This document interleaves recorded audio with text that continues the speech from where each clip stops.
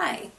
In today's video for loved ones of survivors of trauma, I want to talk about something in more detail that I alluded to in the last video about how it's important for you to take care of yourself first. I know it's the tendency for many of us who are naturally more nurturing people, and especially when we're loving someone who is a trauma survivor. It's very natural to forget about our needs. It's very natural to always put that other person first. And honestly, as trauma survivors, myself being one, I know that there have been times in my life where I was very demanding about always being put first. And I can see that in trauma survivors that I love, that there's this endless need to always have someone be there for us and fill us up and fulfill our needs first. And that's normal for trauma survivors. It's a very normal part of the healing process. And that's okay. There's nothing wrong with them. That's part of what they're going through. If they are processing their trauma, they will not always be this way. But in the meantime, you need to take care of yourself. You can't always be doing everything for them. You need to schedule time for yourself. And when I say make time for yourself, I mean literally plan it. Write it down. If you have a planner or a scheduler, set aside time. If you have children, it might be a little bit harder.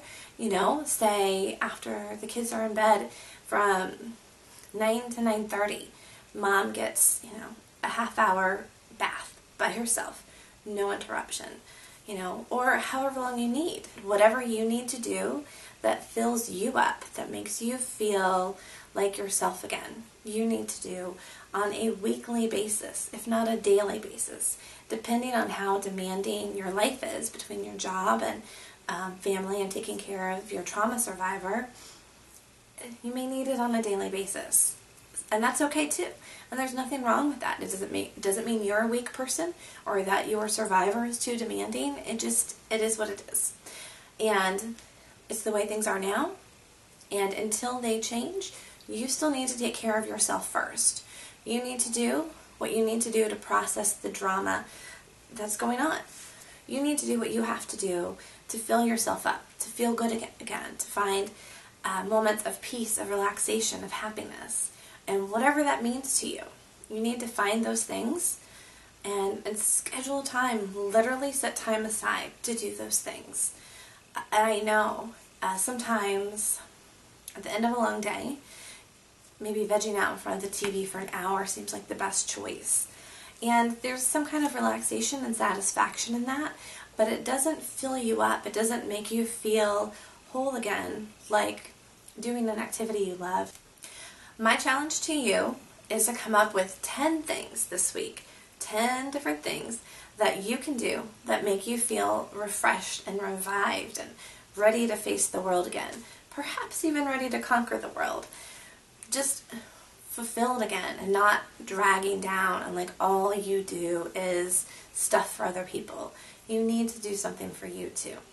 So spend some time, really take some time and think about 10 things that make you feel revived and refreshed, but that you can afford to do on a weekly basis or daily basis if need be.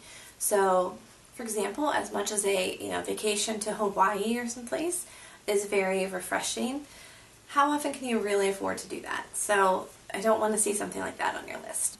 The list can be ever-changing. It can be growing, or as they call in the business world, a living document that is not set in stone. You put something on there, maybe you put sewing on there, and then you start sewing and realizing, I don't feel refreshed after this. I feel kind of aggravated, or I find myself being competitive. How much more can I sew today than I did yesterday? And that's okay. Take it off the list. But if you need to take something off because it's not really making you feel the way that you expected it to, I'd like you to put something else on the list. My goal is that you constantly have a list of 10 things that you can refer to at any given time when you're feeling depleted. You're feeling run down and just like you have no energy left to deal with anything the world can throw at you. I'd like you to have a list of 10 things that you can refer to that will revive you.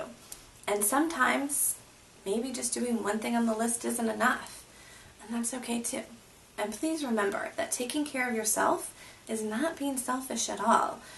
It's not. As I know as women, especially as mothers, we often feel like it's selfish to put ourselves first or to take care of ourselves. And especially when someone you love is a trauma survivor, that can maybe really flare up that idea that, oh, it's so selfish of me to think of myself. But it's not. It's actually the most loving thing you can do for your survivor.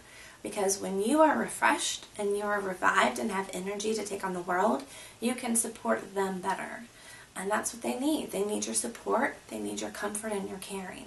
And you're only really good at that when you are fully refreshed. And that's what we need.